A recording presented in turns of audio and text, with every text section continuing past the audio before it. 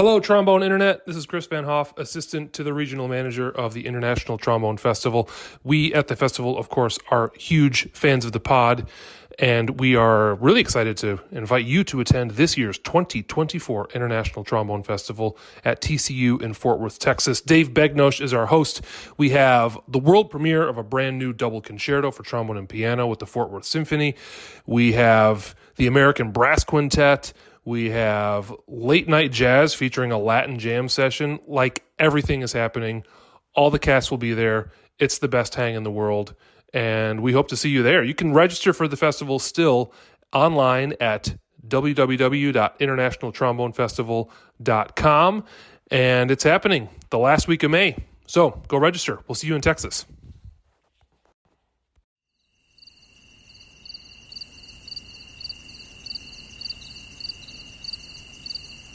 Welcome to the Trombone Retreat, a podcast of the Third Coast Trombone Retreat.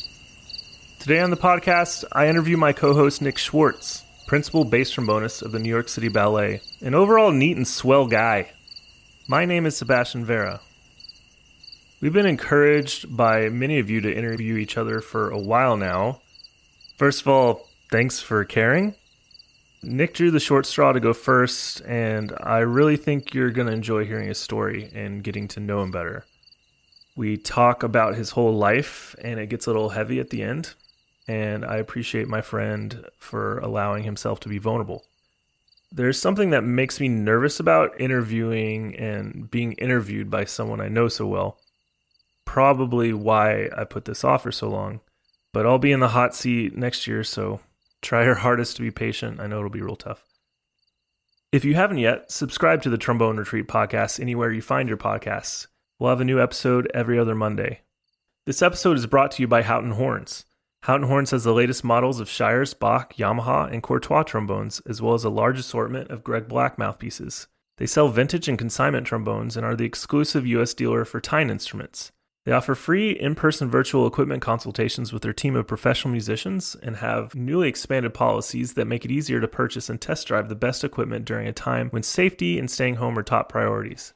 There's a 15-day money-back guarantee with free shipping on all new instruments and accessories with multiple easy financing options on all inventory. For more information, visit their website at houghtonhorns.com. Please enjoy.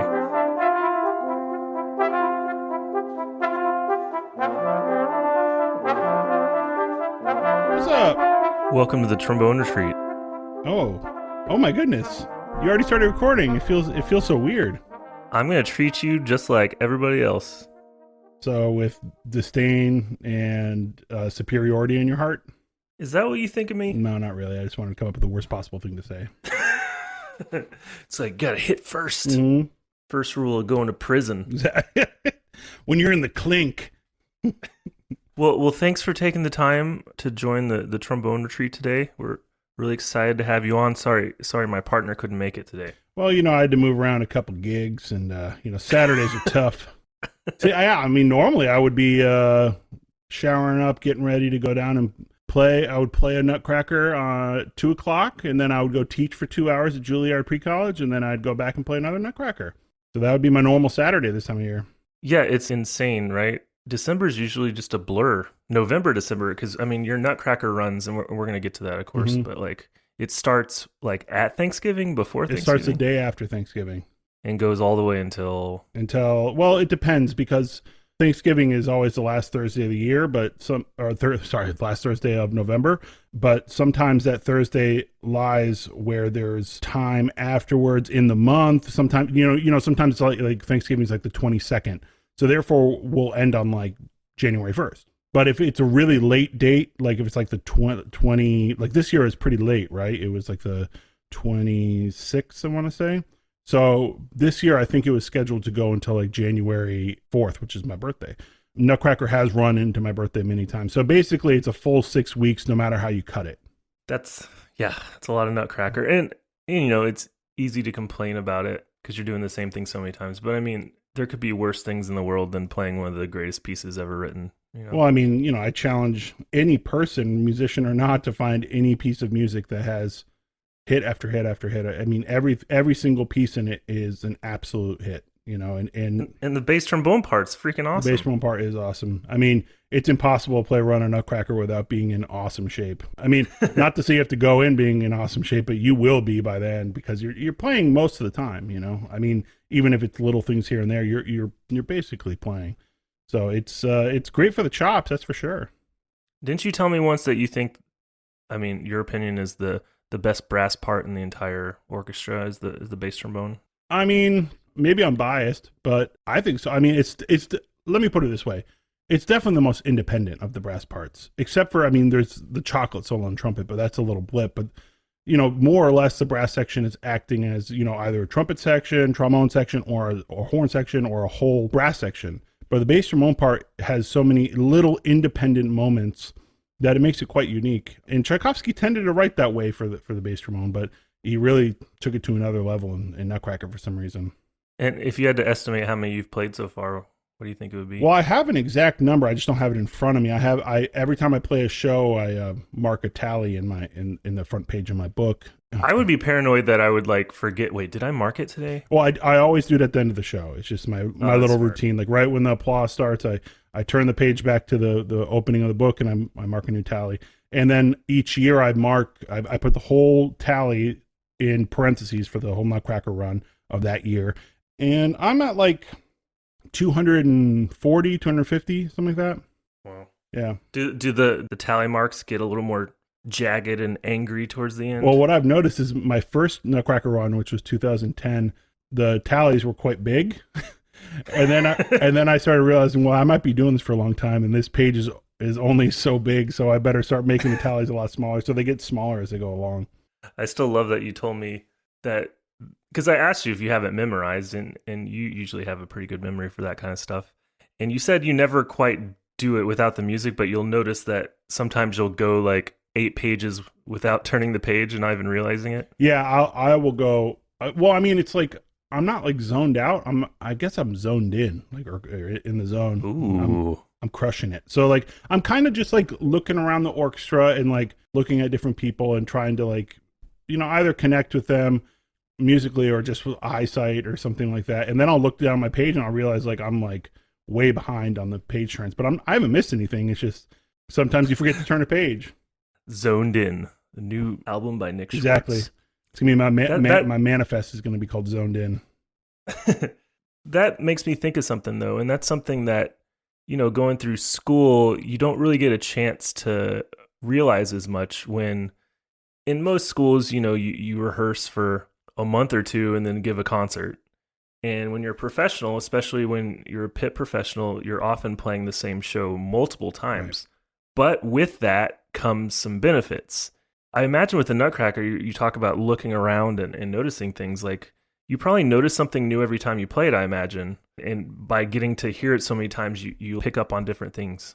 Well, I mean, it's, I don't want to say I know the piece inside and out. I don't think it's really possible to know every corner of every piece. But one thing that is interesting is, because we do it so much and for such, not a long period of time, it's 6 weeks, but that's a long run of one piece of music, especially when you're doing it. I think our longest weeks are 12 shows a week. It's tough. No, that has nothing on Radio City, by the way. Radio City does I think up to 6 shows a day, which is crazy. Ridiculous. But anyhow, we get a lot of subs coming in because, people need to take some time or maybe they have another gig or whatever. And then let's say you have a new second oboe player or you have some new blood in the back of the second violins who sit right in front of me. And they might play something in a way that makes you go, ooh, I never really noticed. I noticed that part, but I didn't notice it in that way. Ooh, that's cool how those parts fit together. And it's not to say one's better or worse. It's just different. And that's what's cool when you're playing a run like that is actually, if you pay attention and try not to zone out and really try to actually do the opposite and trying to see how things are just slightly different every day. With personnel, it could be the conductor, it could be the dancers defining the tempos, like a new principal dancer or something like that, wanting something slower. So it changes the whole vibe of the piece. Those things keep the monotony less monotonous. And coming from the other side, if you're subbing in an orchestra like that knows a piece that well, it's equally I've been in situations like that where you go in an orchestra and you play a piece that they know cold. They've been playing it for years. And if you do well, it can be doubly good in that situation, and vice versa, of course. But that's when I always find you get the most random compliments from like a section bass player will come up. Yeah, oh, yeah. And like, oh, I really like what you did that, because they just know it so well. And so when anything changes, they're like, oh, who's that? You know? Well, I mean, like this was a funny one. I had a sub in once, and there's just speaking of just how independent the bass trombone part is, there's this little bass line in Waltz of the Flowers. So yeah, so this is a melody, and on the bottom you're going boom, boom, boom, boom. I love that. Boom. And I had a sub who came in and driving the bus, and apparently played it full, like pretty full, like not very loud, because I talked to my brass colleagues who said no, but the associate concertmaster came up to me and they were like, who was that sub? Like, he was playing that so loud. And in reality, I kind of hang back on it and try to fit in the texture there. I don't make it a big solo moment. And I think some bass trombonists view it as like a little solo moment. Wait, it's not the melody? And I play it pretty soft. I play, a true mezzo piano, which I think is what's written. And my sub had played it louder, and none of the brass players minded it, but it's just those little things that people notice. I feel like Tchaikovsky's kind of good about that, right? It's not necessarily these solos you get in the bass trombone part can often be, you're not necessarily driving the melody, but you're driving the time. That solo in particular, you're guiding the groove, and that arguably is one of the most important things, especially in ballet. Yeah, one of my least favorite things about our pit is that we're not closer to the bass section, because a lot of those moments are with the bass, the bassi, and it would be nice to be able to connect with them, because I've heard from the other side of the pit reporting that there's phasing in moments like that, just because we can't hear each other. And I was always they can hear you, but no, you they can't hear me. That's always the hard part. Really? What's funny is there's one piece we do as a ballet called DGV. It's originally called MGV, Music Grand Vitesse. Anyhow, there's two bass trombones in this piece of music. One is in the normal bass trombone side of the pit, and the other one is in an amplified chamber orchestra. And I play that part, which sits over in the principal cello chair across the pit. And it's a pretty loud, minimalist piece of music, but it's pretty loud for the brass playing. And I'm sitting there. I'm not terribly far, maybe 40 feet, 30 feet. I mean, it's not that far. And I can't hear the trumpets, I can't hear the trombones, nothing. And it just shocked me, because the whole time people on the other side of the pit be like, yeah, I can barely hear the brass. And I'd be like, really? We're playing like pretty loud, It's just the acoustics of our pit, and every pit has this problem of being able to hear across, some better than others. But yeah, so they can't hear me, I can't hear them. I mean, it's kind of like you can hear an outline of what I'm doing. It's not really like a true clear sound. And there's nothing you can do about it, because that's the acoustics of the pit, Yeah, and that's the benefit of chemistry, hopefully, and trial and error over a long period of time. But okay, so for those of you that don't know you as well as me, let's walk some people through little Nicky Pop Schwartz's childhood, shall we? This is fun for me. I'm taking on the challenge of, you're obviously one of my best friends, but you can always get to know someone better, and so I'm going to try to discover some new things today too, if I can. Okay. And then share some stories and highlight some things that we know about you that I want everyone to know. But so you bounced around a little bit growing up. Walk us through like the basic. Okay, so cities. I was born in the suburbs of Chicago in Barrington, Lake Zurich area, and lived there for a year and a half, almost 2 years. And then my family relocated to Columbus, Ohio. And those are kind of my earliest memories, because I was there for another 2 years. So I turned 4, I think, when we moved from Columbus, Ohio to Orange County, California.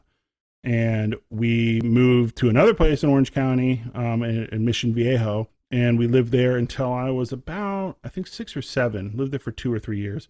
And then we moved to Plano, Texas, near where Sebastian grew up, just outside Dallas. So I lived there for 4 years and, really starting to formulate as a young pup.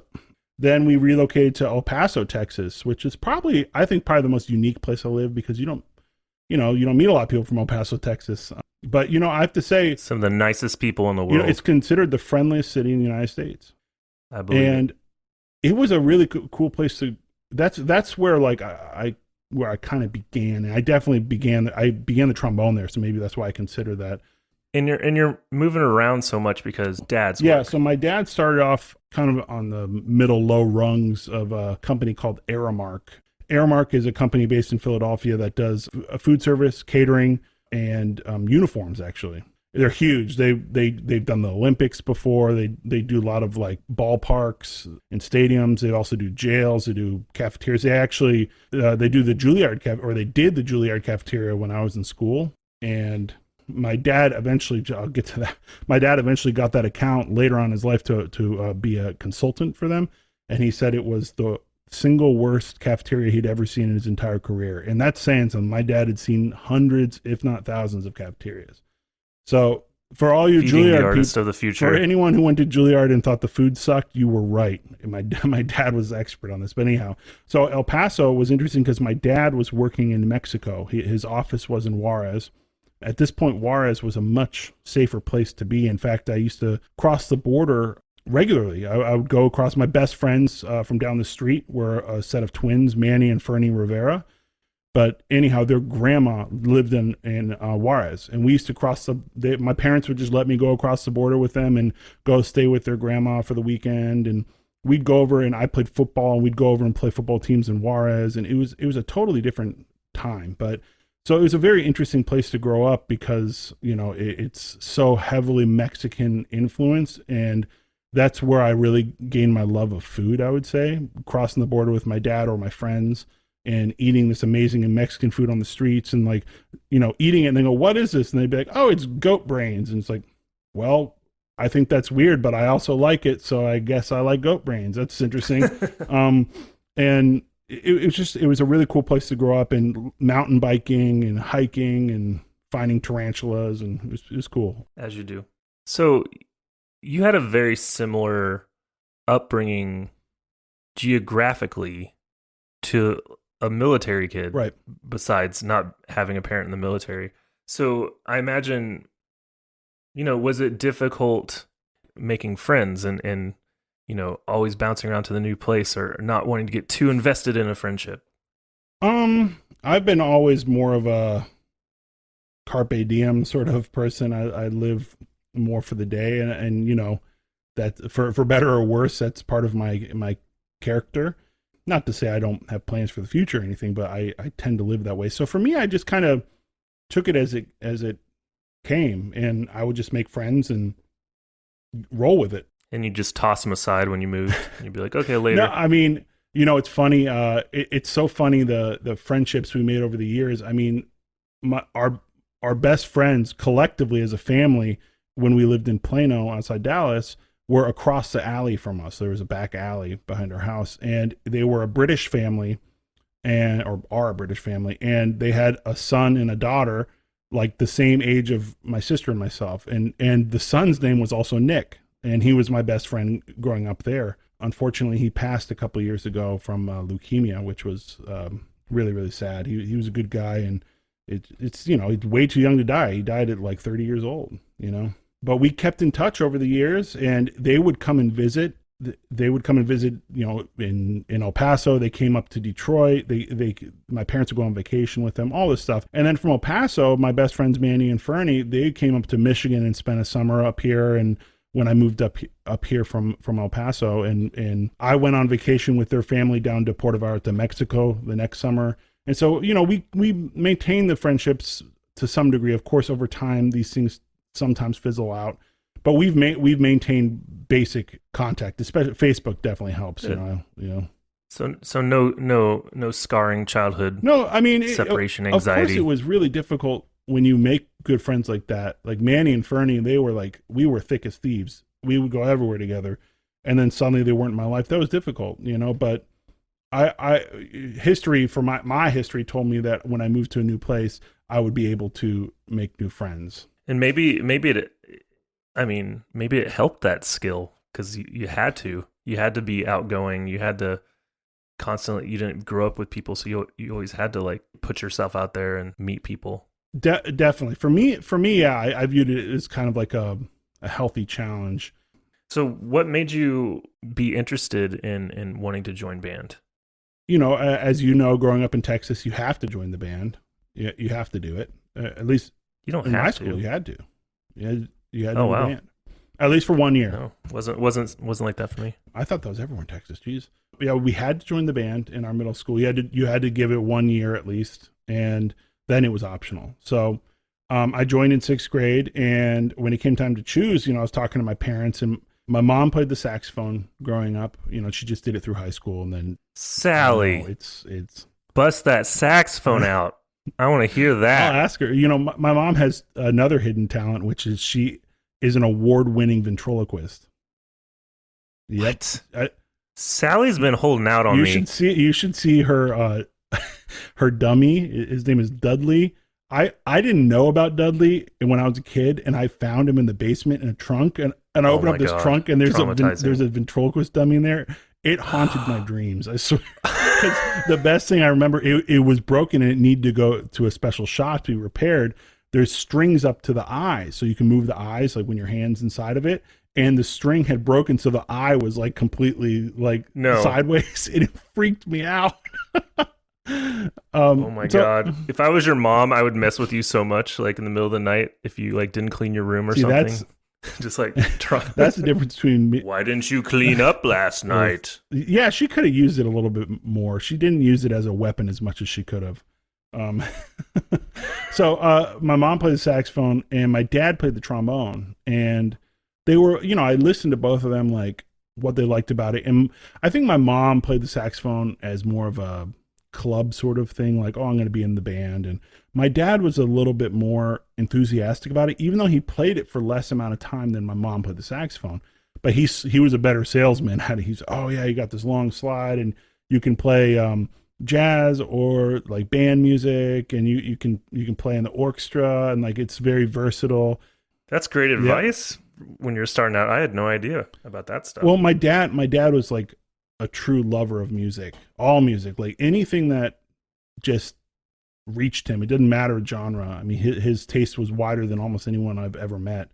And so like, he wasn't like a connoisseur of any specific genre. It's just music. And so I think he had just exposure to it. Like, ooh, there's a trombone. Ooh, there's, it's like, and he obviously related to that because he played the trombone, knew how hard it was. So I picked it up, and after a couple weeks in band, we would, we'd have like chair tests and scale tests and things like that. I remember at some point I got held after class by my band director, and my band director said, I want to talk to your parents because I think you have a real talent for this. And I think you need to start taking lessons, but with someone serious.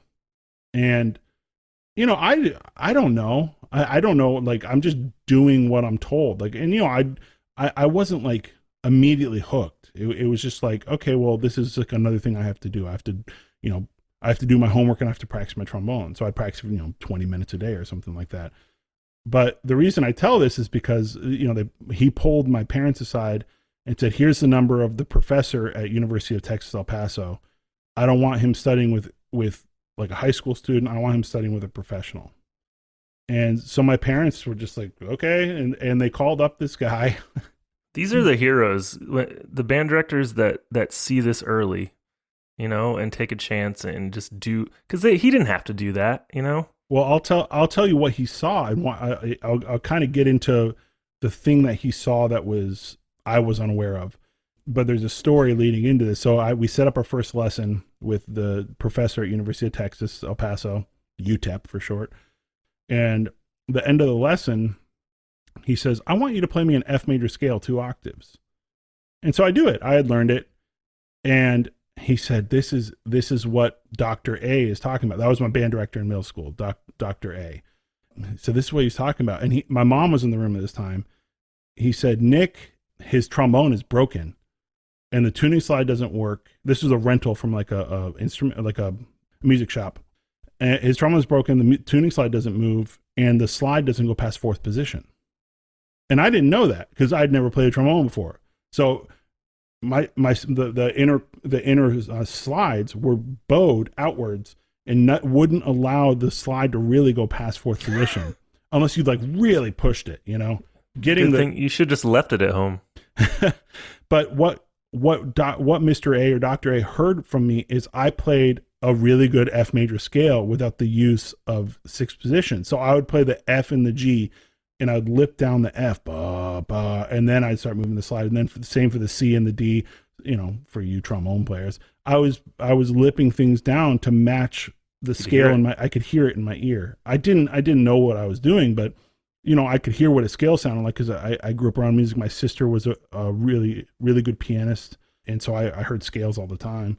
And so I had in my ear what a scale is supposed to sound like, and I was apparently doing it with a decent enough sound that he heard this and saw that I was overcoming this obstacle without knowing I was overcoming it. And so he said, wow, this is like you have an ear for it. And so I start taking lessons, and about, I don't know, it took maybe half a dozen lessons. And then my dad got transferred up to Michigan, which was the ultimate goal because my parents are both from Michigan, to get back here at some point, and moved up here. And that's kind of the full circle of trombone and how I got up to Michigan. Yeah, and so you got into some good band programs up in Michigan. There's some pockets of some really good programs. Started studying with Kip Hickman, who we know from the retreat, who's principal trombone in Kalamazoo, who's fantastic. How long did you study with him? I studied with him 9th, 10th, and 11th grade. And an important time. Yeah. Well, I remember over Christmas one year, I just had like an epiphany, and I had to call Kip. I was like, I just realized like after practicing, I said, this is what I want to do. I love this, and this is what I want to do. And I think the only way I can put it, he read me the riot act in a nice way. He told me how hard it's going to be, and if I'm really ready. And he threw everything at me, all these books, and said, okay, now your load is like tripled what you need to learn every week. And if you can do this, then I'll take you seriously. And I did it. Good teacher right there. Oh yeah. He was awesome. He was so supportive, but he was tough, not in a mean way, but just like he really pushed me. And that's what I needed at the time. And I at that time, I don't think I could have been pushed hard enough because I was just so in. I was 100% in. So he was absolutely instrumental in my growth. So let's talk about your interlocking experience. And I never got to experience interlocking, but it's one of those things where you, for example, every time we talk about it, you light up. And similar with other friends that got experience to go to the academy. Yeah. So you decided to go there for your last year of high school, which, that's a choice. Like, you're so used to your friends, you're in your comfort zone, and the thought of your one last year of school leaving, I mean, I imagine that can be a little tough too, but also a really exciting opportunity. So tell us what that experience was like. Well, this all stemmed from, even though I was in Michigan at this point, in Interlocking's in Michigan, I knew nothing really of the academy. I had kind of maybe heard of Interlocking as a place, but my dad was very similar to me, or I'm very similar to how my dad was, in the sense that academics were never great for me. And it's not that I couldn't do it, it's that I didn't want to do it. I didn't understand the need to prove to someone else that I could do something, except for on the trombone. The trombone is the only thing that ever spoke to me that way. But I would learn things, and I just didn't care. It's like, okay, now I know this. I don't care about doing the homework. Now I know this thing. I don't need to prove it to you. What, for a letter grade? Who cares? And I'm not condoning that. That's just how I tick. And my dad was kind of the same way. And what turned him around, what helped him find his way, is he was living in England as a young boy, and he was kind of falling behind there. And he grew up in Michigan, and then they moved to England. Anyhow, they sent him back to go to a boarding school in the States because things just weren't working out for him there. And he went to a boarding school actually near Interlaken called Leelanau School. And he always wanted me to go to a boarding school because he saw that same quality in me. Like, I was struggling in school and I needed a smaller environment, more focused environment. And that's what really helped him. And then he remembered when he was at Leelanau, the Interlaken Academy had just opened up. It went from a summer school, and then they added the actual high school. And they used to play each other in intramural sports because they're only like 30 minutes away from each other. And so he had this memory of like, oh my, yeah, there's this arts high school in northern Michigan. And so would they all like run out in like tie-dye uniforms and probably barefoot? I mean, this is the 60s, so yeah, I imagine. But I remember him telling me he was embarrassed because they had like organized, like they would have practice at Leelanau, and the interlocking team would just show up and just like whoever wanted to play, and they would beat the Leelanau school with no practice or any playbook or anything like that. And this was in football and basketball, all sorts of sports. So he remembered this and got pamphlets and stuff like that, and said, you know, let's go check this out. And I was like interested in the idea of like, okay, I can do music all the time. But then I went up there and visited for my audition, and I was sold. It's just like I was like, this is my people, you know. Why? Well, you know, it's like it was the middle of the week. I remember this, and it was such an odd experience because I'd never experienced anything like this. And there were these collage concerts. Yeah, I think we've talked about this idea at the retreat. We've called it. Yes, exactly. Yeah. And it's based on what they do at Interlochen, which is you have a recital night, and it's not for any one specific person. It's just like we have an hour and a half of time, and fill it with whoever wants to play a little solo piece or a movement of a solo piece or a chamber music piece. It's just kind of a variety show. And so I went to this concert. It was, I don't know, like a Wednesday night or something, and there were all these different musicians sounding great, and 2 trombone players played. This guy Ryan Casey, who's now I believe a lawyer, and Ben Green, who plays in Bern, Switzerland. He was at the academy a year before me, and he played, and I heard the quality, and also just having that concert the middle of the week just seems so foreign to me at a high school. It's like, and that was normal. That was every single week, and that to me really just spoke to me, just like, wow, this is available to you. And then I heard an orchestra rehearsal, and orchestra rehearsal was every day, and the orchestra sounded fantastic, and there was people from all over the world. And I've on a side note, which kind of plays into this, I grew up with a total fascination of where people are from and maps in general. I love maps, and I love knowing like where things are. Me too.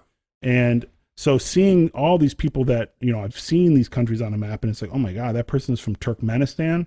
Holy crap. Like that's not real. I've never even met, or I don't know anything about it. Or like, this person's from Macedonia. This person is from the country of Jordan. You know, it's just like, it was such a different experience than anything I'd been around. You know, I'd been exposed to other cultures, but it was kind of small. And then suddenly, boom, like this huge culture explosion in northern Michigan. And also, not to mention, if the listeners haven't been to Interlochen or seen pictures of it, it's unbelievably beautiful. It's super beautiful. It's the middle of the woods, right on a lake. What's in between 2 lakes.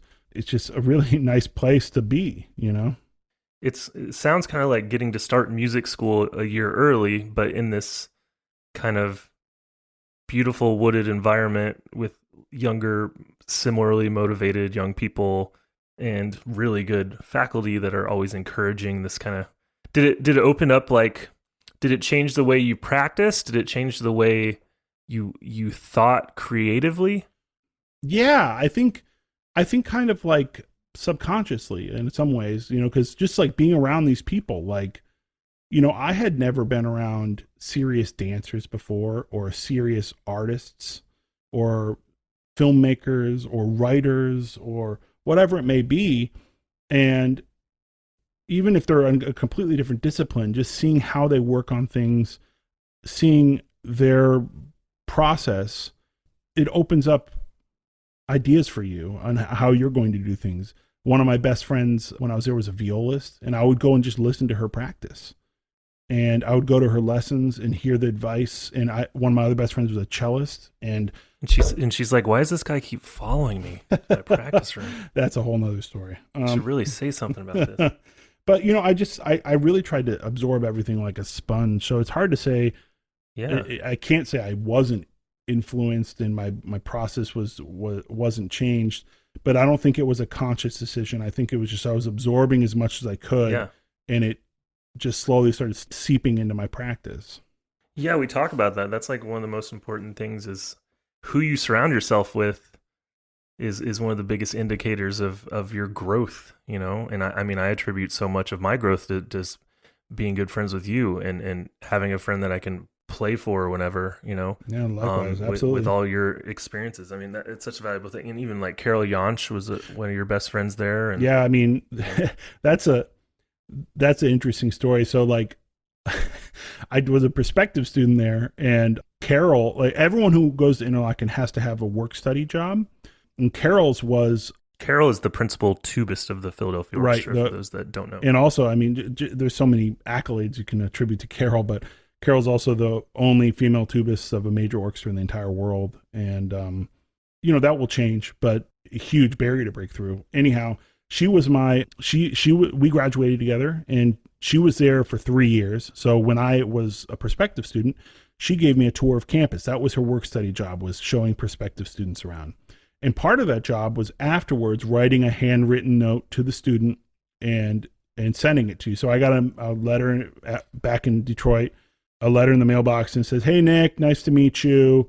I hope you come to Interlochen, and next year we can," how did she put it? She goes, "And next year maybe we can sit down and play the ride together." And so at this point, I didn't know what the ride was. I knew what the Ride of the Valkyries was, but I thought the ride was like a piece for bass trombone and tuba duet. And so at this point, the internet is really in its infancy. So you can't like research. There's no YouTube. There's none of that stuff. So I had the Bone Cat, which came in every month from Hickey's. Yeah. It was the catalog of trombone music from Hickey's. And I'm looking through this thing and like just every day looking the ride. I call up Hickey's. "Do you have a duet for bass trombone and tuba called The Ride?" Well, who's it by? Can you imagine a worse duet? Yeah. And then, so I get up to Interlochen and I start hearing people refer to the Ride of the Valkyries as The Ride. And I was like, oh, like I didn't know how to play it yet, but I knew what it was. And I was like, oh my God, I'm so stupid. I never admitted that to Carol until like we were both professionals. And then I was like, I told her that. And of course she thought that was hilarious. But yeah, Carol. So I got to sit next to Carol every day, and I get there and I hear her play the tuba. And even now, I think she's one of the greatest brass players who's alive, period. Not tuba, but brass. And I hear this and I'm like, what the hell am I doing? I mean, like, I'm not even close. This was my standard, was just like anywhere near Carol. And as I get older and go to college and all this, I start to realize like, oh, like that should be your standard. Yes, you should reach for the stars, but Carol is cut from a completely different cloth than anyone else. I mean, she is just unbelievable talent. So like, I had to give myself a little slack. Like, okay, yes, I would like to sound like Carol, but everyone should want to sound like Carol because she's just an absolute monster. So let's move on to the next phase of your life, which, deciding on colleges, you didn't know where you're going to end up, and you were, and we've covered this in the pod before, but you were lucky and surprised to get into Juilliard. Yeah, I was very, very surprised. Oh, backing up just 1 second, I wanted to mention this. Just for those of you who've been to the retreat or know the retreat, apply to the retreat, talk to Steve, our operations manager. Steve Gellerson and I went to Interlochen together as well. So he's part of the Trombone Retreat family, but just wanted to shout out there. And none of the stories with Steve are PG-13 enough to share on this podcast. So that's behind the Patreon wall. Or imaginary. Yeah, exactly. Wall. So, yeah, I went to Juilliard, and I couldn't believe I got in, and Interlochen really prepared me for that experience. I imagine you shared some classmates that got in with you as well. There were 16 of us that went from my class that went to Juilliard. So yeah, it was nice hitting the ground in a brand new city. I'd never lived in an inner city before, and living in Manhattan and knowing some people really helped. But it's an intense experience, as you can imagine, Juilliard. But I just kept my head down and I did my job, and I love Don Harwood. I speak about him every day. I think about him every day. He was an amazing inspiration. Strong father figure type, right? Totally. All you wanted to do was have him say, "Oh, that was good." Because if he said that, if he was one of those teachers that if he said it was good, and that really stuck with me, because when he would say it was good, it just felt so awesome. Like you really have achieved something. And he never like yelled or anything, and he never said that was terrible. He would never say anything like that, but he would reserve the true compliment for when it was really ready. It could be an excerpt, could be a solo, could be an etude, whatever, but he would reserve those compliments. And he would usually say, when you got done playing, okay, let's go back to the beginning. This is what we need to work on. It's just like very cut and dry. And that really worked for me. I was, of course I'm emotionally invested in the instrument, and everyone has an ego, but I was always pretty decent at separating my ego from my playing. Not perfect, but good enough that I was able to take really direct criticism without it really, really hurting me. And that doesn't make me stronger. It's just, I was able to do it, it's just, and I think it's a great benefit to have, to be able to do that. And not everyone can. And I feel very lucky that I was able to do that. And you're a real creative type thinker, I think, and you like exploring and figuring things out. And I imagine someone like that provides like a strong structure for someone like you that's, exploring all these things. So he kind of like is a perfect balance to that. Well, between Tom Riccobono, Interlochen, and Don Harwood, that's why I say Interlochen prepared me, is really a lot of Riccobono, because he was very structured like that. And not to say Kip wasn't before that, but it kept getting more and more structured, kept getting more and more intense as it went along. And Don really is super, super structured, very meat and potatoes, as quote unquote. And that's what I needed at that time. I needed, as he put it, I needed to put up walls around my practice and my playing. Really just put it in a box, because it was too all over the place. I was very creative and very expressive personality. I'm very emotional person. And I remember my freshman year at Juilliard, John Rojak pulled me aside after a brass quintet concert, and he said, "You are a great musician. Don't let this place change that." And I thought that was a great compliment, but I was confused what he meant. I was like, well, isn't everyone here a great musician? Like, we're all at Juilliard, And what he meant is like, don't get caught up in the nitty gritty, still have an expression to you. And lo and behold, over 4 years at Juilliard, I got really square, really, really square.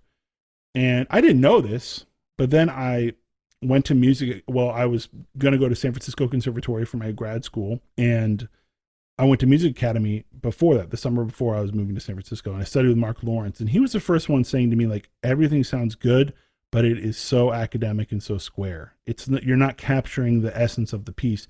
And that was so frustrating, because I didn't understand that anymore. I didn't understand, well, if I'm playing all the right notes in the right time with a good sound, what more is there? And it's like, well, there's a lot more, but you can't put everything into words. It's a special something, Yeah.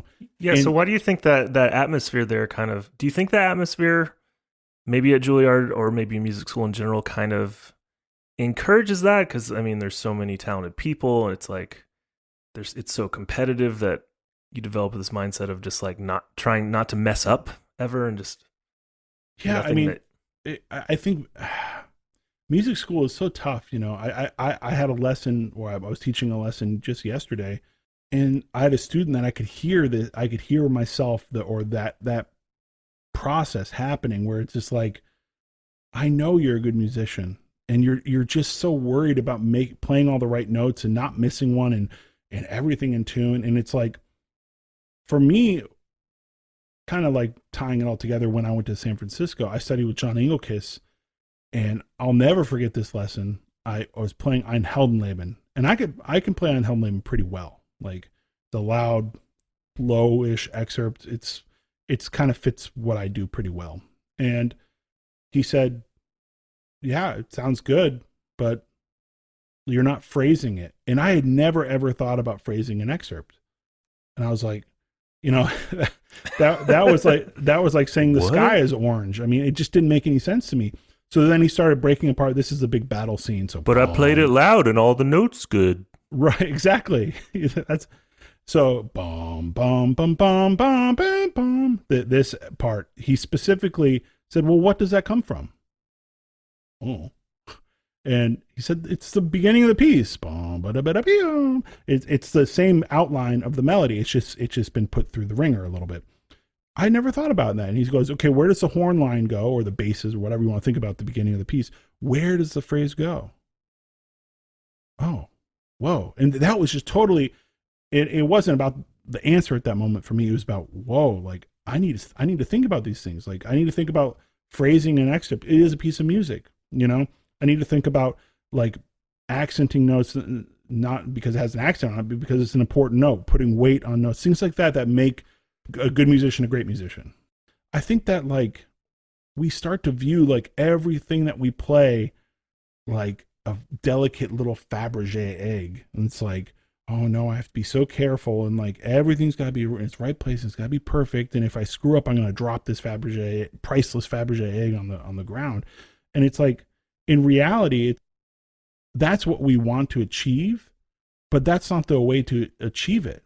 The way to achieve it is by having a goal bigger than notes and intonation and rhythm in your mind. If those things are the givens of music. Those things should be in place, yes, but we should not be focusing on them. That's what we focus on in the practice room.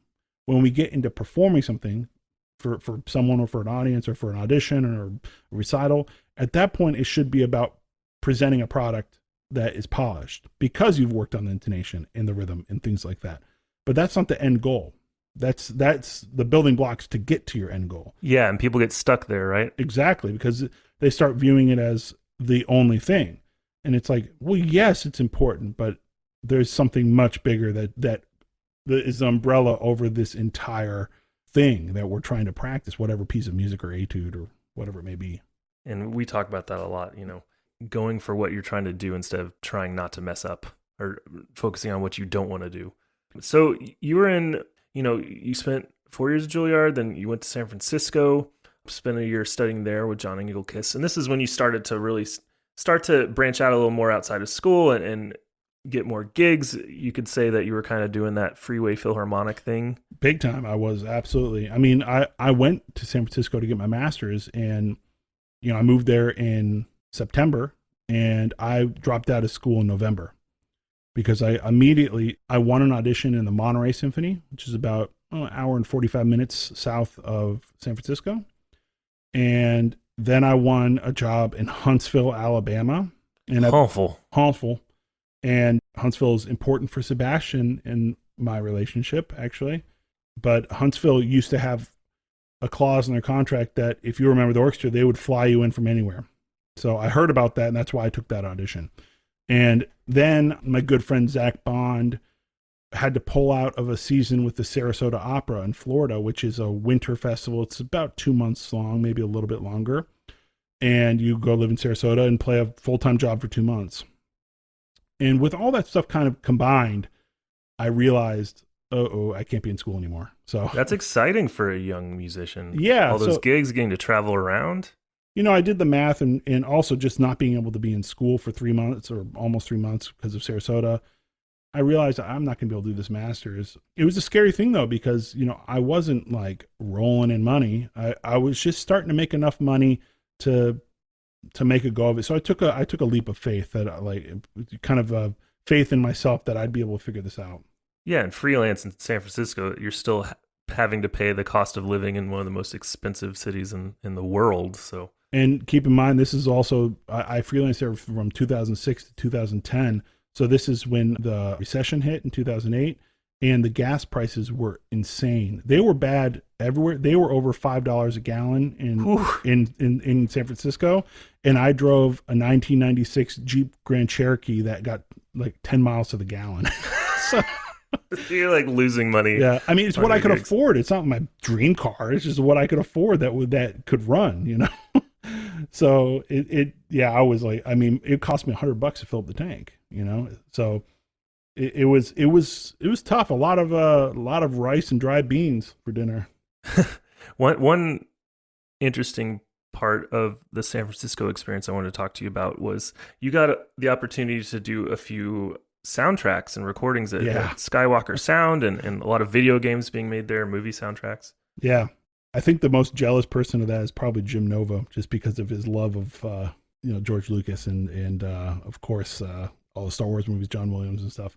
Not that the John Williams stuff is done up there, but this is George Lucas's personal property, and he built a recording studio on it.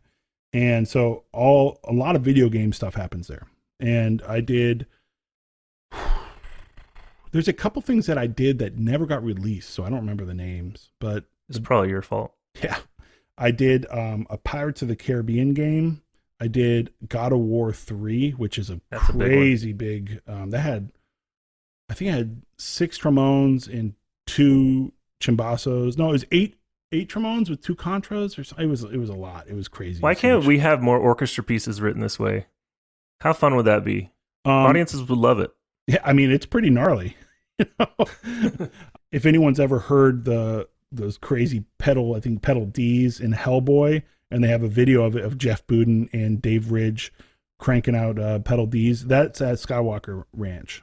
So I got to do that. That was cool. I mean, that was my first time in a studio doing that stuff. And I've heard, I think Alex Isles, who's a great freelancer in LA and a studio player, talk about the scene as it's, 99% boredom, 1% fear. And when the fear comes, it's intense. Like, you can have some charts in front of you that are freaking hard, and you don't have time to practice them because the composer could have written it the night before. You just show up and you're not allowed to see it, right? It's like proprietary, right? Well, you're not allowed to take it home for sure. Like, there's no way. I mean, and there will be no way too. You don't get to practice it. So again, practice your sight reading, everybody. Most of it's not that hard, but every now and then you get something that's like hard, and you're on their dime. So every take you have to do, if you are the cause of the mess up, you're costing people money and their time. So it's really important to show up and just nail it. So you're doing all these things. I imagine you're taking auditions, and we've talked about some of your European audition experiences, and just, I imagine at this point you're in the peak of your young career. You're in the peak of your audition chops. So you're probably taking everything that comes open at this time, I imagine. Yeah, anything. I was casting as wide of a net as I could, and by the time the ballet came up. The ballet was my 20th professional orchestra audition, and I took 4 European auditions and 16 domestic auditions, and they were all over the country, from coast to coast, up and down. Basically anything that came open. There were a lot of jobs that came open at one period of time, basically between 2004 and 2012. There were a ton of auditions. And I took almost all of them. Once the 20th audition was the ballet, and after that, the only audition I've taken is Pittsburgh. So I've been out of the audition scene basically for 10 years. And I believe I actually met you. I think it's when you took the ballet audition. Ed Vinson and I got you into Manus so you could come use a practice room. Yep, I remember that. That was the first oh my God, it's Nick Schwartz. No, I didn't think that at all. Yeah. But I had definitely heard of you, and you were obviously focused on your audition and everything. Big time in me left and right. Who are you? Well, I remember you from when you took the principal trombone audition in Huntsville. Really? Yeah. Because you made the finals of that audition. And yeah, that was one of my first auditions where I advanced. It was very exciting. And I remember walking out of the hall, and you were on the phone outside. I don't know who you're talking to, but you were on the phone outside, and I recognized you from New York. We had probably hung out at a party or something like that. I mean, and you walked up to me and you're like, "Congratulations!" Yeah. There's just that story we talk about how Nick accidentally told the wrong person thinking they won. Not my fault. We you can hear that on another podcast. Yeah. But no, so and eventually I got to sub there, and that's how we got to hang out a little bit more, and then we started hanging out in New York, and yep. We don't have to go over our whole history, but so the ballet audition is interesting because it's not, first of all, the job is very unique, and I want you to go into that, and the audition reflects it. It's so different than a normal audition as far as the repertoire chosen. First of all, there's a lot from the ballet repertoire, and you'll have, etudes and solo works and things reflecting a lot of different styles, and not any, maybe, I don't know if there were any classic bass trombone excerpts that you already knew on it. Yes and no. That's a tough one because I think Haydn Creation was on there, and I want to say Renish was on there as well. And then there were excerpts that are ballet excerpts, but they've crossed over into the classical world. Or sorry, not the orchestral world, like Romeo and Juliet, and some excerpts from Swan Lake. You'll see those sometimes on symphonic auditions. And Coppelia will sometimes be on symphonic auditions because it's pretty unique excerpt. But yeah, mainly ballet centric, and specifically New York City ballet centric. A lot of the classical ballets, there's like Giselle, Don Quixote, Bayadere, honestly, really crappy music. We don't play any of them really. We play kind of our own repertoire at the ballet, at City Ballet. So when I got the list, a lot of it was like, what is this? And some of it would be like, I think Tchaikovsky's Third Piano Concerto was on there as an excerpt. And it was like, why is this on a ballet audition? Turns out someone choreographed it as a ballet, and it's a kind of touchy little bass trombone part. So that was on my audition. Because the past guy had trouble with it or something. Right. Yeah. Yeah. Things like that. And so it was a unique audition, but at that point, because I had been taking auditions, and the rep is pretty much the same for every audition, a couple little twists here and there, but more or less it's the same stuff for every audition. And this one was completely different. So it was such a breath of fresh air, and it was like taking opera auditions too. That I felt the same way about that. Like, I get to actually learn something and do something different. And not to say I've perfected the standard repertoire of symphonic orchestra stuff, but it was nice to have something different to work on. And maybe your unique strengths on the trombone were you got to show it more in an audition like this. I think because it was fresh, it helped me do that. It helped me kind of access that creative side a little bit more. I didn't have the hang-ups that we develop on certain excerpts, like, let's say, Renish or something like that. Like you just think, don't have air balls, don't play with a little wobble in your sound, things like this. I didn't have these hang-ups because I'd never worked on these excerpts. So it was all pretty fresh, I think that really helped me access the side of my playing that I think is, in my opinion, the strongest, which is being a creative player, being a musical player. Yeah. So that in mind, tell us about the job and how it's one of the more unique jobs in the country as far as the schedule's like, the variety of things you do. Well, the most unique thing I would say is the repertoire. It does go from, some more standard ballets like Nutcracker and Sleeping Beauty and Swan Lake, Romeo and Juliet, on and on. But we play a lot of piano concertos. We play violin concertos. There's string quartets. We play new commissions. It's all over the place. And every week, so anyhow, when you're thinking about like an opera or ballet, you're usually thinking about you show up and it's one piece of music. Like you go and see Traviata at the opera, or you go see Romeo and Juliet at the ballet. Well, we do Romeo and Juliet at the ballet. We do Swan Lake. We do these things.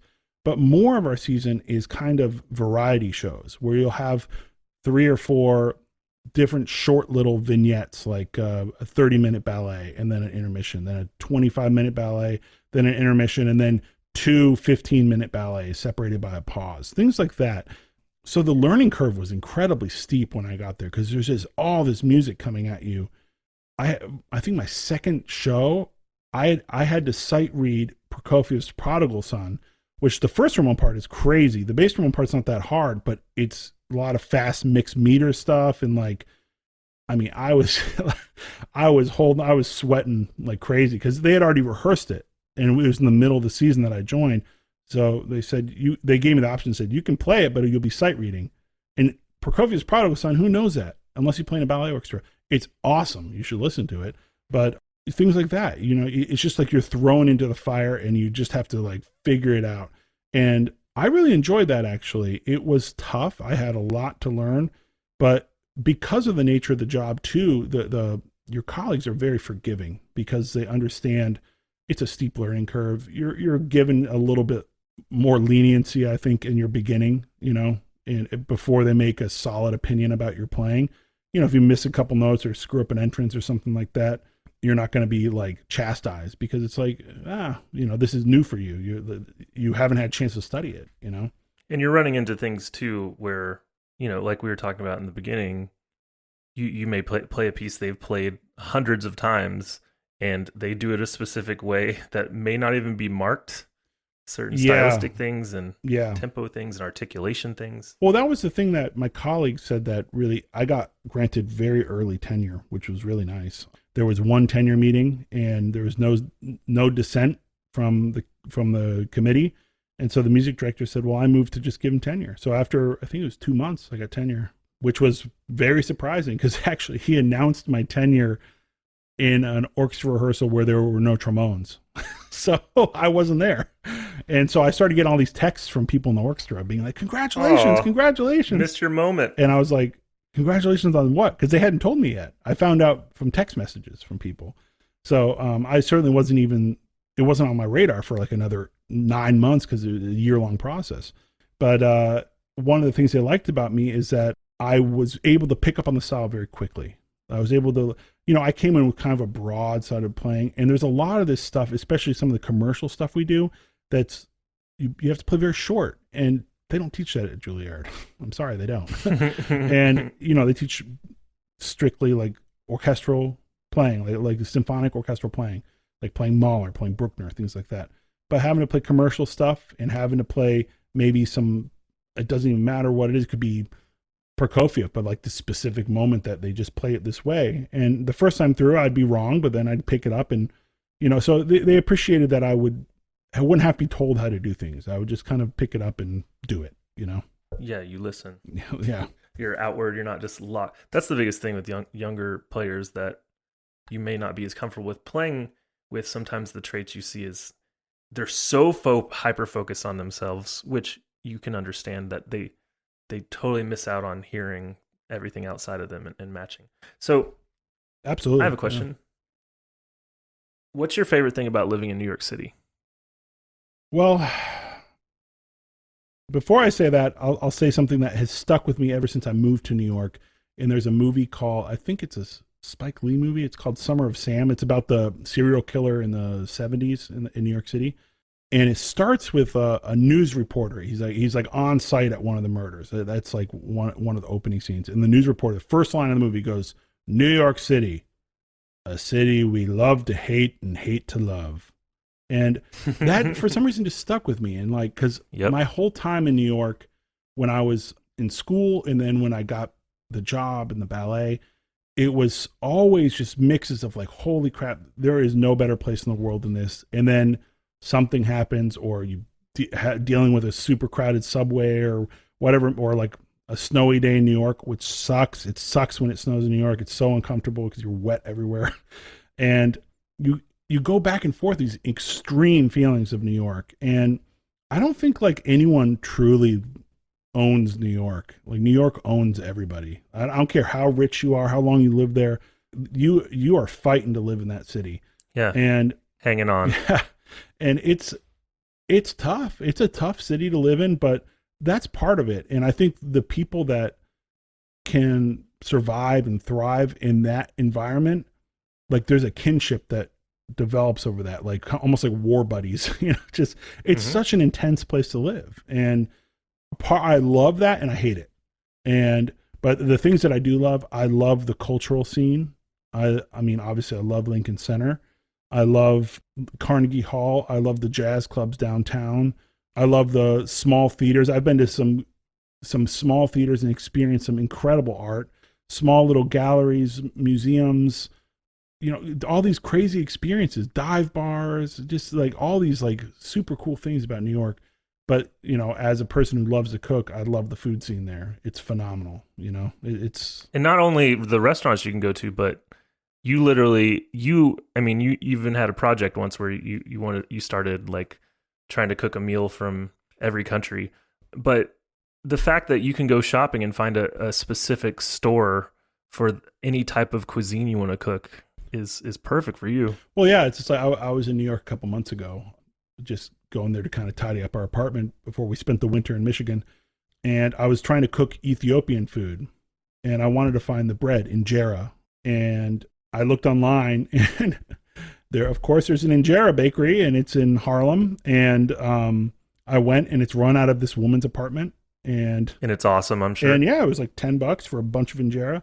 And yeah, it was like completely unlisted. I show up at this apartment building and I call the number. I'm like, I want some injera. She's like, how much? I was like, I don't know. And one package, $10.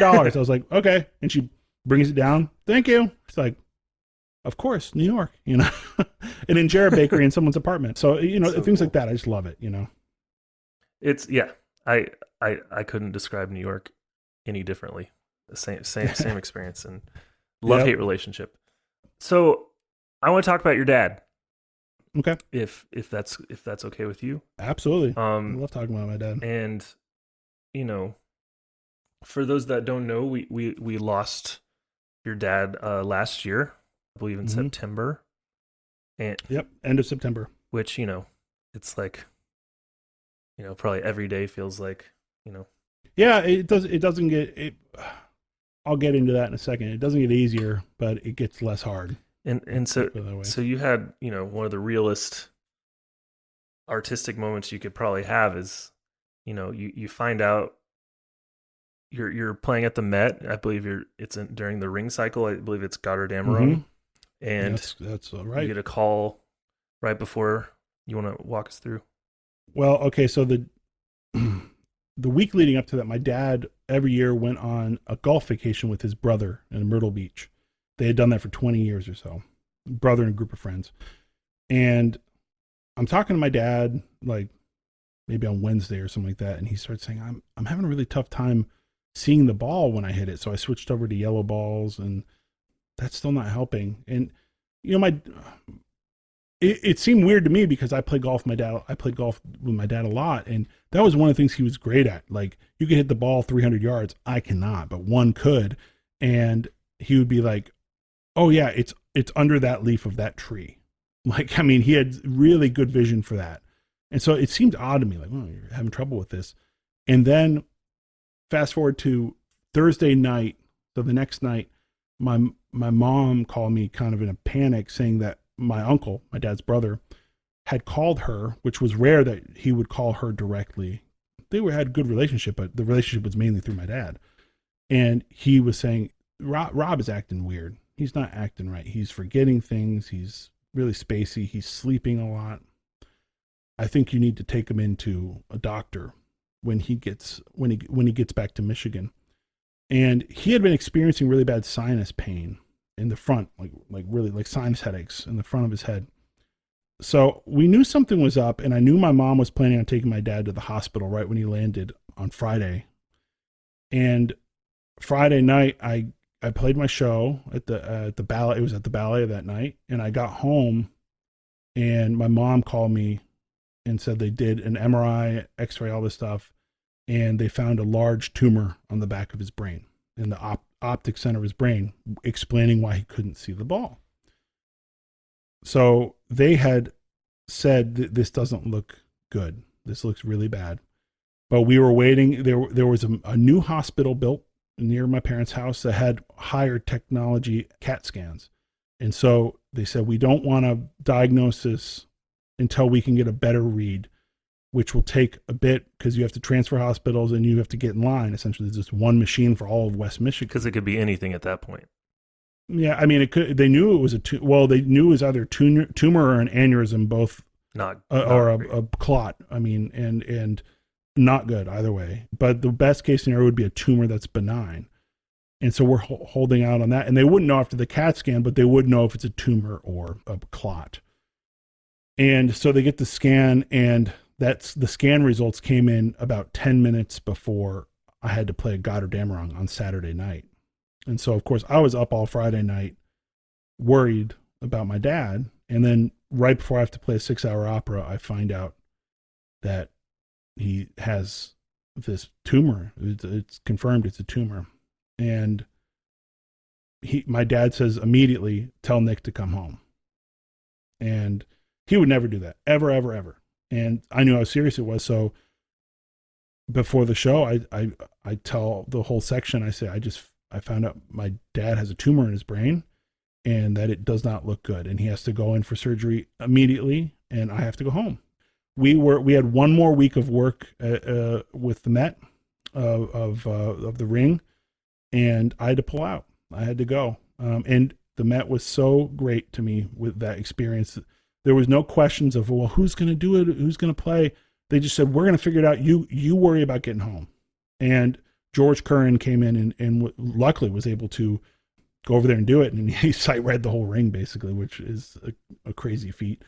So did you leave in the middle of a show? No, I played that whole show. I played the whole Goddard Dameron, which was crazy experience. I mean, to find out that your dad has a tumor in his brain and then have to play a 6-hour opera is not ideal. I remember you told me that night that you didn't remember the first act. I still don't. And the first act is 2 hours long. It's a complete. It was the only time in my life I've experienced true shock. I was absolutely in shock. I don't remember anything from it. And, I talked to my colleagues, I talked to Paul Pollard and I talked to Weston and Damien, and I said, did I make all my entrances? And they were like, yeah, you sounded fine. I guess I just went into autopilot. At that point I knew the music very, very well, which was lucky because I was able to shut down my brain and just do it. And, at some point I realized somehow that this was going to be my last moment of making music for a while, and that I took kind of solace in it and just gave into the experience and said, well, there's nothing you can do at this exact moment. You have to be here. You might as well, worrying yourself sick isn't going to do anything. You might as well just try to dig yourself into this music and enjoy it. Because that might be the last time in my life I get to play God or Damn Wrong. Who knows? Because I'm not in an opera orchestra. They just hired me to play the contrapart for one run. So, I realize I have all these emotions. I realize that, though. I realize that I'm in this. It's a special moment. And I mean that in this case, not in a positive way. But there was a positive silver lining that I was playing music that is very special, But it was a crazy experience, Yeah, and that's the definition of compartmentalization, Yeah, and I had to. It was self-preservation. So I took one day that was Saturday. Then I took the next day to pack up, and then on Monday I drove. I stayed with you Monday night, and Tuesday I made it to Michigan, and my dad was in surgery on Friday. And later you found out that it was, basically the worst kind of brain tumor you can get. I believe it was the same one John McCain had. John McCain had it. Just acts so quickly. Yeah, John McCain had it. Beau Biden, same cancer, called glioblastoma multiforme. Peter Wyckoff, who was the bass trombonist in Hong Kong, he just passed away from it about a year ago as well. And he was only 45 years old, maybe less. It's horrible. It's a terrible disease. Luckily, it's not a painful disease, generally speaking, because your brain itself doesn't have any pain sensors.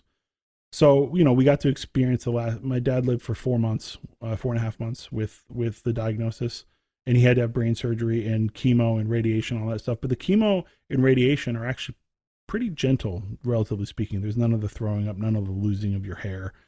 So generally speaking, that part of the diagnosis was decent, but the prognosis and the life expectancy is horrible. And so we knew this was the end of time. So I canceled everything and I just moved back to Michigan and took care of my family and made food and drove all over Creation, drove down to Ann Arbor multiple times to go to University of Michigan Hospital. And, it just changed my role in my life, which was important to me. Sometimes life forces you to grow up extremely quickly, but you see all these instincts sometimes that you don't even know you had that just kick in. It's your family. You're taking care of them, and there's no better person to do that than you. So you got to spend these last few months with them, and I've gotten to know him from the side, but through the retreat, and we have the retreat in the hometown where Nick's parents live, and he was just a model dad. He's quiet, but was always just knew how to diffuse situations if he needed to. He was like the guy that just kept everything moving. Yeah, he was a funny guy too. Hilarious. Yeah. And that's where you got a lot of your sense of humor. And just this dream dad, and for me, having sometimes complicated relationship with my dad, it was really refreshing to see. And he was so proud of you, all the time. And so much of, when you have a good friend and you get to meet their parents, you get that opportunity to oh, for better or worse. Yeah. You're that's where he gets that from. Yeah. And, all these wonderful traits you see from him. And we had, this special experience with, he got to be there for one last retreat, and his favorite piece is Danny Boy, which we sometimes joked about. He'll listen to it in any context or whatever. And unbelievable. We don't know why he's not Irish. We're not Irish. We have nothing to do with the British Isles. I don't know where he got this love of Danny Boy. And I would find cool YouTube versions of it sometimes and just send it to him on Facebook. Oh, and he didn't. I don't think he ever found a version he didn't like. He liked every one, and some of them are like crazy. He has this one that's Irish and Cuban mix. It's crazy. But yeah, anyhow, I mean, just to wrap up that story, I mean, the bookends of that story are really unique, I think, for me, because, you know, on one end I found out before playing Goddardammerung, which was intense enough, and then, you know, my dad was in hospice towards the end, and so we knew he was passing, and I was actually slated to go home. This was September 25th. I was slated to go home, I think October 1st, and so just a couple of days later, and I was playing with the New York Philharmonic at this point, and we were on a lunch break in between rehearsals, and I got a call from my mom saying, like, he's going to die any second, so you need to talk to him right now. He was not speaking, but they held the phone up to him, and I said my last words to my dad 5 minutes before I had to go back to rehearsal with the Philharmonic and playing Bluebeard's Castle, Bartók's Bluebeard Castle. And yeah, another moment where I don't remember anything. And they were also awesome. They said, if you need to go right now to the airport, like, just go, and like, we'll cover you. And they were great, just so loving and caring. But at that point, you know, I told my mom, I said, what do I do? Like, do I hop on a plane? And she said, no, it's too late. He's gone. And at that point, there's nothing to do, you know? So I spent the whole rehearsal. This is the truth. I spent the whole rehearsal kind of missing entrances, to be honest, but no one said a damn thing because I understood I just lost my dad. I was on my phone trying to find flights, and booking my trip and trying to cancel, because I was so busy at this point. I was playing at the Met, I was playing at the Phil, I was playing at the ballet, of course, and I'm teaching at 3 schools. I had to cancel everything to go to Michigan for 2 weeks to have the funeral for my dad. And so I spent the whole rehearsal, you know, distracting myself with logistics of dealing with backing out of all this stuff and getting subs and, you know, moving my teaching schedule around, all this stuff. So, you know, the bookends of this were very strange. I'll never forget them because they were tied into what I do and what I love, you know?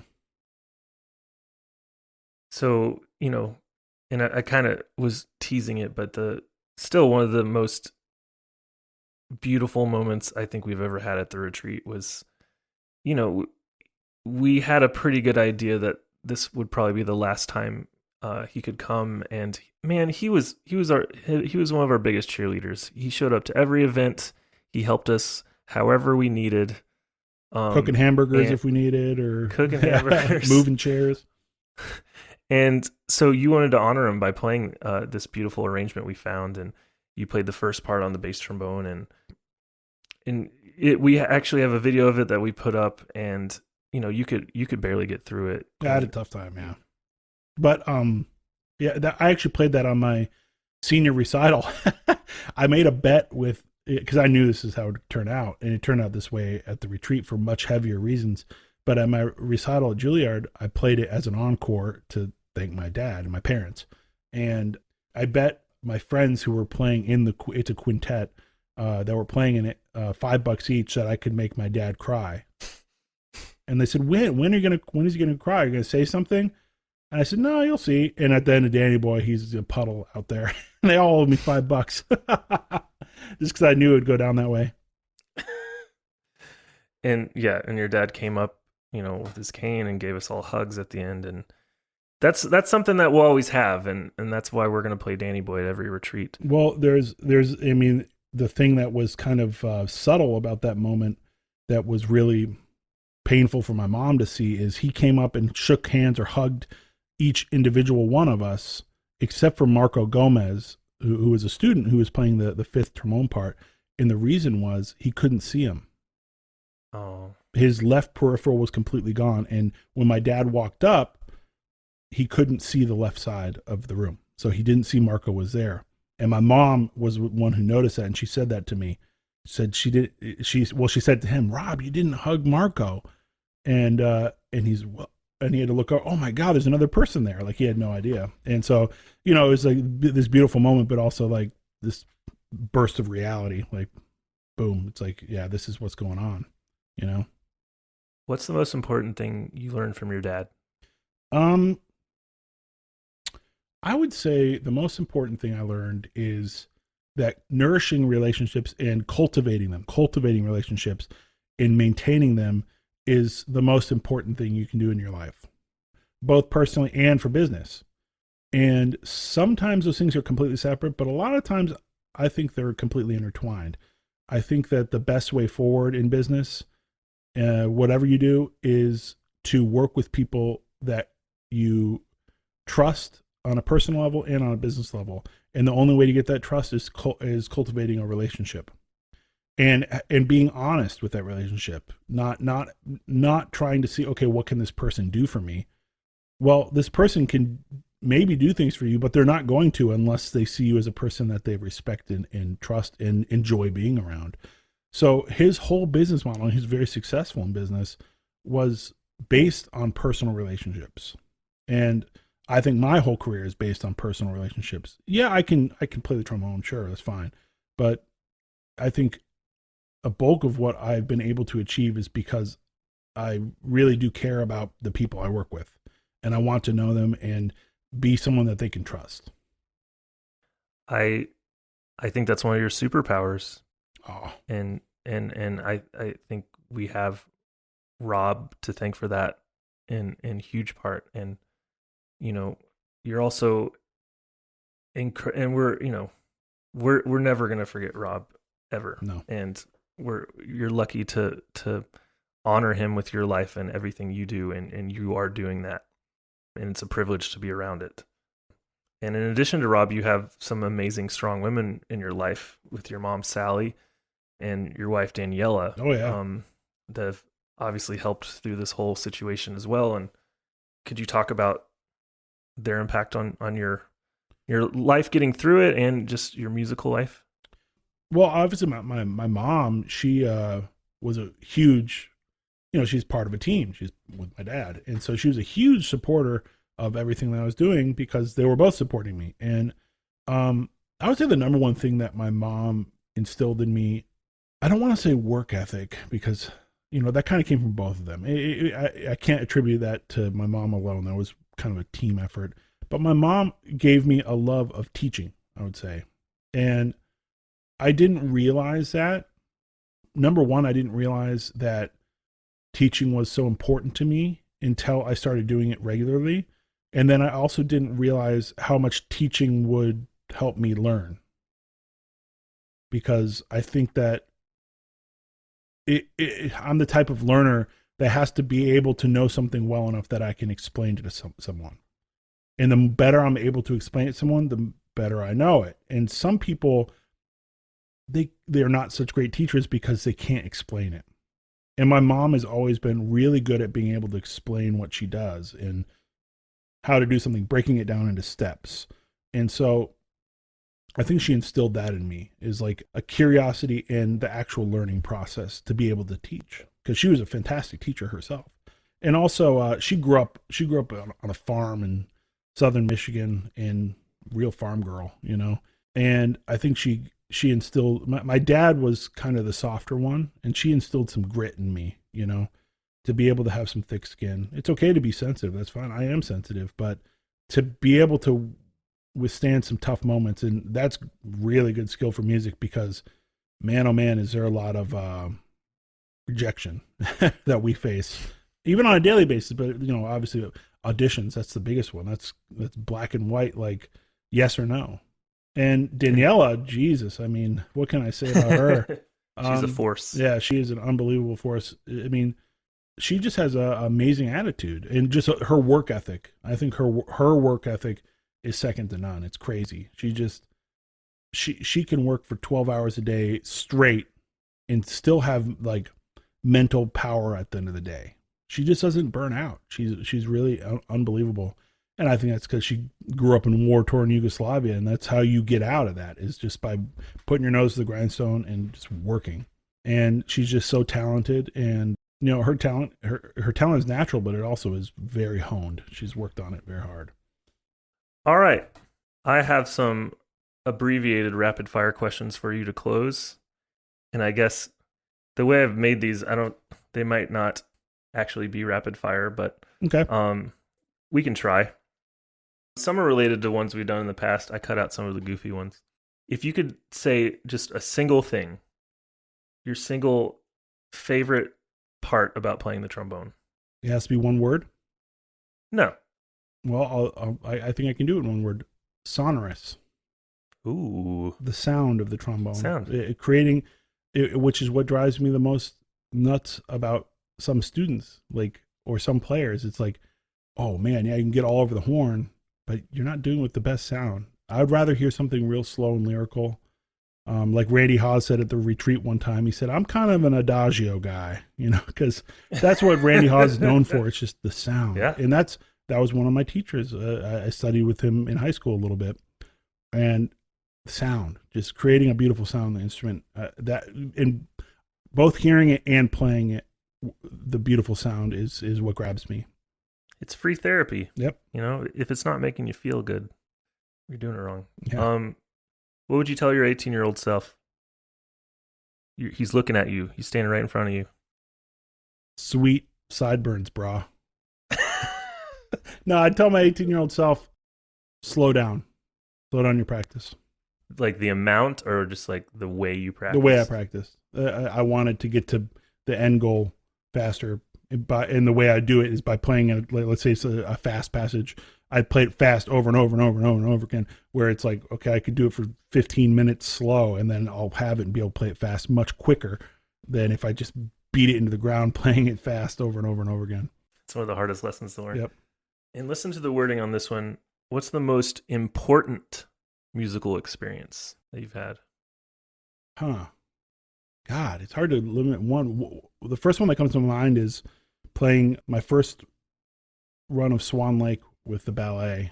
The music is incredible, there's no doubt, but there was just this moment of like all this hard work going towards this one goal. It just kind of finally sunk in, like, wow, like I'm here. Like I've arrived at something that looks like my goal. You literally just described the climactic final scene of Billy Elliot. Well, if people haven't heard, gives me goosebumps every time still. If people out there haven't heard the last 5 minutes of Swan Lake, I think it's one of the greatest endings in all of classical music. It's so beautiful, and it's so lush and powerful, and it's like every emotion wrapped up into like a 3 to 5 minute chunk of music. It's so good. And so that definitely helped. that moment of just like transcendence of like, oh my God, I can't believe I've made it here, And that brings up another question. You've mentioned Prodigal Son and Swan Lake. If you'd say one ballet work that the average trombonist probably has never heard before, but should know or should hear, I would say the Swan Lake in its entirety, but while looking at the score and understanding that how much you have to play. The bass trombone part's something, it's close to 60 pages. It's huge. It's tons of playing, and you have to pace yourself. It's one of those. It's one of those ones you can't just like go full bore. I mean, you shouldn't ever go full bore all the time. But if you did, you'd be done by intermission. Your face would be chopped. I almost had to come and sight read that one. You made it in the building, and then our principal trombonist showed up at the 11th hour. They're like, "You have a tux?" Exactly. Throw your tux on. I hopped in the cab, didn't warm up. Here's a 60-page book. We're going on in 20 minutes. I'm just like leafing through it. Yep. Okay, last question. If you had to choose one aspect, and we've talked about a lot of things today, but if you could choose one aspect of your career that you're most grateful for. God, all of it. I mean, especially now in 2020 when we've been just immediately everything ripped out of our hands. It makes you grateful for all the things that you do. Like I said at the beginning, on a day like today, I would be playing 2 nutcrackers and teaching for 2 hours in between. So I guess to boil that down into a single statement, I'm grateful for not only the variety that my career has developed into by, I play at the Met a lot. Of course, my job's in the ballet, and that's my primary place, but I play the Philharmonic and I play the other orchestras. And the variety, the opportunities that people are willing to give a schmuck from Michigan, a chance to do. And, I don't take those chances for granted, because I don't, total imposter syndrome. I don't feel worthy of these great chances, no matter how much I do them. So I feel very grateful for the variety that my career has developed into. Well, I'm grateful for you. You too. I'm proud of you. Well, thanks. I'm proud of you too. And I'm glad you're healthy, because you had that scare. Oh, I was just trying to make 2020 spicy. Tis but a flesh wound. But yeah, and I just yesterday I had 2 separate students ask us, well, is the retreat going to be in person next summer? And I just wanted to touch on that and say, well, we hope so, but it's kind of, these decisions, like most decisions in our life at this moment, are completely out of our hands. So we're waiting to see what the numbers look like, and fingers crossed for this vaccine, so that we can get back to making music and playing Firehorse in person again. We'll just do it every single year now, so we don't have to rehearse things.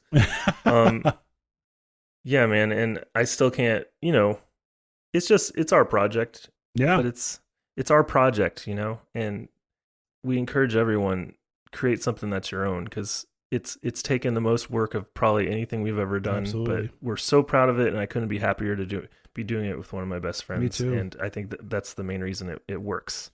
So really, really nice talking to you like this. Yeah. And we're gonna turn it around in the new year and and have you in the hot seat. You're probably gonna notice me just keep trying to subtly delay it, because how nervous that makes me feel. But yeah, maybe in 2022 we'll find the time. Well, you have the unfortunate, well, I'm grateful for it, but the unfortunate job of you do the editing for our podcasts. And so I'm sitting here, you're interviewing me. I don't have to go back and listen to my own voice for hours on end editing it. You're going to have to be interviewed and listen to yourself. So I understand why you're much more nervous than I was for this. It helps having a nice microphone. At least it's not like, like when you hear your voice on the answering machine for the first time, or your voicemail. It's 2020. And you're just like, that's not me. I wonder who's that Kermit the Frog person. Kermit talking? the Frog. That was the first time I heard you say that about yourself, Kermit the Frog, was when we went on a local radio station here to advertise the trombone retreat, and we came home to hear the broadcast of it, and you said Kermit the Frog here, and I had never heard your voice that way. And with a good mic, I got to tell you, I don't hear it anymore. It's nice. Well, it's the same concept of when you practice in recording yourself, you notice things about your voice that are better. Like even little things like thinking about relaxing my jaw really helps your voice produce more naturally, and feeling the vibration in your chest and like all that kind of stuff. It's you get better at stuff, and the annoying parts, like if your voice is nasal, there's probably a reason for that, Well, also, people don't see this, but before every podcast, Sebastian does an entire Maoran war dance, like the New Zealand natives. I do. One of my favorite pastimes is, anyone that's been in music school knows the ridiculousness of vocalist warm-ups. They're just there's so many ridiculous. So my favorite pastime is just making things up that sound like that and doing it before podcasts. The moonshiner had no teeth. Ping pong, ping pong, ping pong, ping pong, ping. All right, man. Well, I love you, and I love you too, man. And this was cool, and yeah, I'm looking forward to hanging out soon. Hopefully, you'll just make your way through here next time. We are going to. That's the plan. You know that. All right, bro. All right, thanks, dude.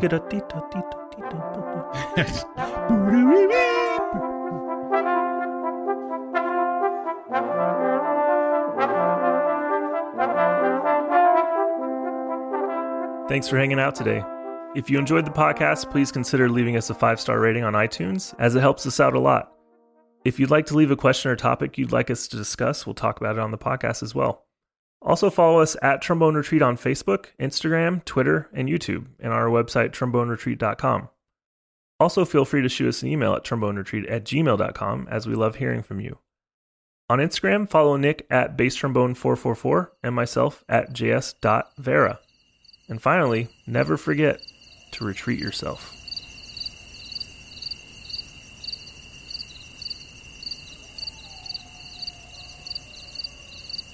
Rippy-tap, rippy-tom, rip-tap, tim-tom.